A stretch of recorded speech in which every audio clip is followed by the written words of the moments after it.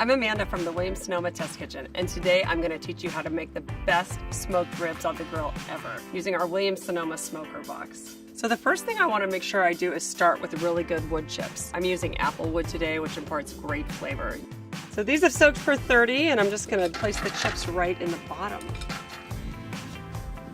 So there we go. I'm going to just put this on the grill to let it preheat at medium high. So let me show you what I did for my spice rub. In this one I did paprika, a little bit of cumin, ground fennel, brown sugar, and then I actually had ground coffee. And I'm using spare ribs today, but you could use baby back ribs, St. Louis style spare ribs, beef ribs, whatever you choose. So the wood chips are heated, let's put the ribs on. Now the lid. It's right on top. So my ribs are in the smoker box and we're gonna let them cook for about 2 hours or until they're tender. So let's take a look. They look incredible. So now all I'm gonna do is slather them in my favorite barbecue sauce and put the lid back on and let them cook for about another 10 minutes. They're fully cooked. I bet they're really nicely glazed. I mean, they are perfectly done.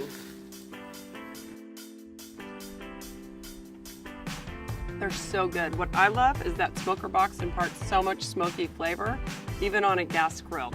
So now let's plate them up. Everyone's gonna think you're a pitmaster. You can find our smoker box, this recipe, and other ideas for it at williamssonoma.com.